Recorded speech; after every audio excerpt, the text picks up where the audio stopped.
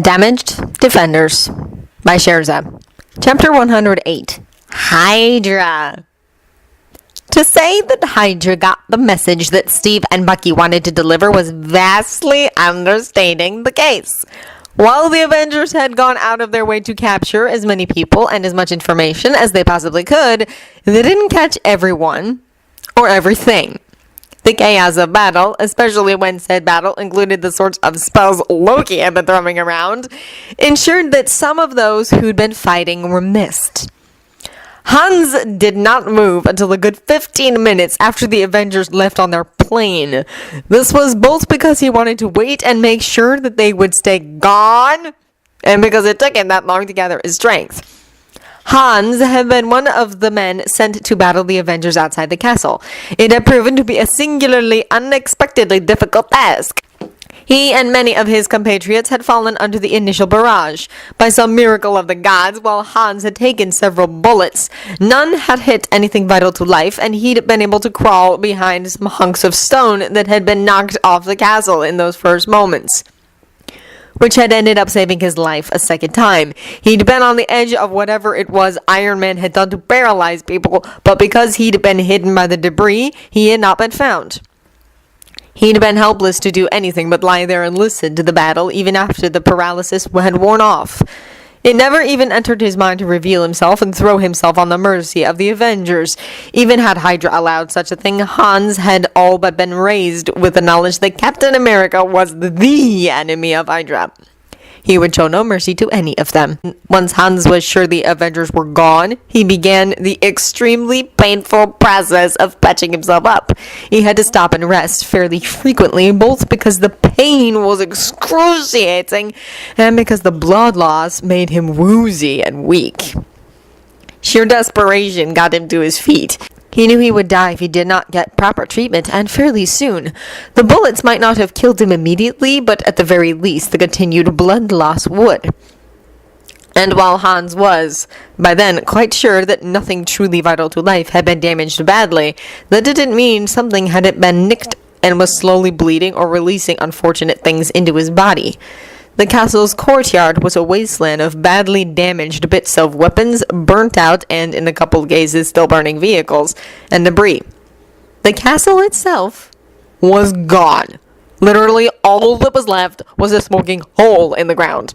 There was enough ash, smoke, and stone dust in the air to make breathing a trial, and the trees at the edge of the clearing around the castle were reduced to vague smudges. For a horrified moment, Hans faced the very real probability of being the only survivor. Then, through the haze, he caught sight of someone stumbling around. He called out. For a moment, it looked as if he was going to be ignored, but then the person came closer. Slowly and very, very cautiously. The two of them were less than 20 feet from each other before they could see each other clearly. Hans recognized the other man as one of the lesser lab techs, but couldn't come up with a name.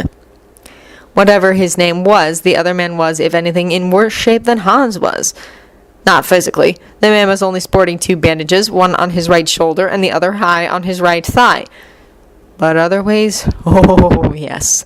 He was wild-eyed and twitched violently at the least hint of movement, and was staring very suspiciously at Hans. He was also clutching a small briefcase protectively to his chest like it was a lifeline. Once the guy got close enough, Hans realized he was muttering to himself. It took Hans the better part of an hour of gentle persuasion and patience to get the guy calmed down enough that he started making any kind of sense at all. He'd been forced, while doing that, to take ruthless advantage of the man's terror to motivate the man to get them both out of there, as Hans himself was in no shape to find a repairable vehicle and get it running again. The story he got from the guy beggared belief. Hans, having been injured very early on and hiding since then in an effort to stay alive, had missed the vast majority of the battle, including the zombies, and even the fact that their regular guns had been useless against any of the Avengers. He hadn't even seen the asset. The lab tech, on the other hand, had seen all that and more. He had apparently managed to evade the Avengers by dint of using the secret paths in the castle. The Avengers had apparently found most of them, but not all. Either that or the tech had simply been able to make use of the confusion to evade them. The tech had had the wit to grab what few disks and thumb drives and paper files that he could while running around. Given the size of the case he was clutching, it wouldn't be much, but something was better than nothing. All in all, Hans didn't really blame the tech for having come a bit unhinged. Hans didn't think it was permanent. The guy would probably recover, given a chance at some quiet and safety. But they had to get that quiet and safety first, and they absolutely needed to warn the rest of Hydra of what had happened here. Hans did not doubt in the least that Captain America would come after Hydra again. Baron Zemo scowled as he regarded the report that a nervous comtech had just handed him. The man's nervousness was indication enough the report was bad news. Unfortunately, while Zemo had never made a habit of killing the messenger, some of his fellow Hydra officers were not so wise, and this particular comtech had until recently been under the command of one of those less wise officers. "Thank you. You may go," Zemo told the man, who promptly all but fled, looking distinctly relieved. Zemo sighed. Eventually the man would learn. Reading the report did not improve Zemo's mood at all. The original Baron Zemo, the current Zemo's grandfather, had been a very minor player in the upper echelons of Hydra. In the wake of Zola's defection, that Zemo had retreated to South Africa and had built a considerable power base there virtually from scratch. As a result, his son and grandson had risen in the ranks of Hydra. Unfortunately, despite very much needing calmer, wiser heads to prevail, the Zemo family's more cautious and canny recommendations had rarely been heeded, which had resulted in the asset. Which, really now, even before Captain America had been brought back to the land of the living, the Zemos had considered that a truly terrible idea. The odds of someone somewhere realizing who the asset had once been were incredibly high, for one thing. It was not as if James Barnes had been a complete unknown after all, and the man had proven to be unbelievably hard to control. That he would eventually escape Hydra control entirely, the Zemos had largely considered inevitable. Yet that particular arm of Hydra's science division had persisted and repeatedly failed. Even the Black Widow program had been only a limited success, one which did not justify the unbelievable error margin the program had possessed. No, though it was nigh heretical to possess this opinion, the Zemos had long been of the opinion that the serum was more trouble than it was worth. There were other better ways. Zemo considered his options for a few minutes, then got to his feet and headed for the communications room. Once there, he found the tech who'd brought him the report. "I want the 2 survivors brought here. I believe we have a sub in the Mediterranean." "Yes, sir," the tech said, swallowing nervously. Zemo nodded. "Send word there to collect those 2 and bring them here. Then arrange a relay with the bases between Bavaria and the closest port of call for that sub." "Yes, sir." Zemo nodded and left. Well, that would at least spare the survivors, and Zemo might get more information out of them by speaking to them in person.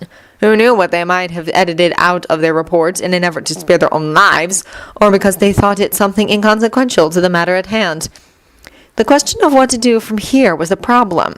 Zemo knew better than to attempt to attack the Avengers. Their strike against Von Strucker made it clear that any attempt along that particular line was folly, at least at the moment. It might become possible later on, but right now, not so much. What he needed, Zemo thought, was information. But how to get that information? Outside observation and cyber snooping would only do them so much good, provided either was possible in the first place. What they needed was someone on the inside. But therein lay the problem. The Avengers had both a Black Widow and the Asset on their roster, not to mention, apparently, the God of Lies. And while Zemo did not think Loki a god, he was cautious enough to be wary of Loki's reputation as seen in the Eddas. They could not use anyone that the Widow or the Asset might possibly recognize, nor anyone that had a pre-existing internet presence. Stark would find them in that case and possibly uncover their true loyalties thereby. Nor could they use someone that Loki might ferret out. Which really left Zemo with but one option. The option his father had created as a rather pointed answer to the obsession with the serum being the only acceptable answer to possessing the perfect moldable soldier. There was still a risk. There was a connection, albeit completely unknowingly, on both sides to one of the Avengers. If the Avengers found out about that connection and poked in just the right places, they might figure out who had sent the person. But there was an equal likelihood that they'd poke in the wrong places, circle their wagons, and pull the person even deeper into their confidences, unaware of the person passing on information they garnered all the while. Zemo headed for the depths of his base. There, in a sub-basement only he and his father had ever had access to, was the project Zemo's father had spent much of his life on. In this specific, a mutant. Raised, trained, manipulated, and brainwashed from birth onwards. The mutant knew nothing of life outside its, albeit very nice, cage. It never saw anyone but Zemo and his father. All information it possessed was given it by them. Thus far, the mutant had yet to be deployed, so its perfection was as yet unproven. That said, the complete lack of any attempt to defy the Zemos or leave its cage was a vast improvement over the vast majority of other projects of this kind, all of which, except for the Widow program, had been perpetrated on full-grown adults because those involved were too impatient to wait for a child to grow up. Like the Widows, the mutant had been trained to be the perfect killer. Now it was time to see if it could perform better than its serum-created predecessors. Zemo let himself into the control room outside the mutant's cage. He flipped a few switches and a gas was released into the cage, forcing the mutant into sleep. Another few switches and another gas was released. This one keyed to certain adjustments that had been made to the mutant, increasing its suggestibility 1,000-fold. A third set of switches pumped yet another gas into the chamber, waking the mutant back up, while a fourth ventilated the cage thoroughly, ensuring no trace of the gases remained to put Zemo himself at risk. That done, he walked to the door of the cage. The cage door was, ironically and amusingly enough to Zemo, a standard exterior door you'd find on your average home. The cage itself did not look like an actual cage. Instead, it gave the appearance of a small, spare, tidy apartment. A windowless apartment the mutant was not allowed to leave, granted, but an apartment. And the fact remained that the mutant could leave if it got the mind to do so. There were no special measures in place to ensure the mutant stayed where it was put, aside from the gases. Zemo unlocked the door and walked in. The mutant, who'd been sitting on the couch prior to being gassed, glanced up and smiled at him. "Hello, Father," the brown-haired, brown-eyed mutant said. Zemo took no small amount of delight in the fact the mutant was invariably pleased to see him. This was the proper way to go about things, truly. If you or father, or friend, or defender, or, well, really anyone your project saw as someone to trust and or look up to, it made it so very much easier to keep them under control, because it never occurred to them that their benefactor was someone they needed to be wary of. All it cost you was a bit of empathic treatment of your subject. "Hello, Laura, dear," Zemo said, his tone distinctly fond.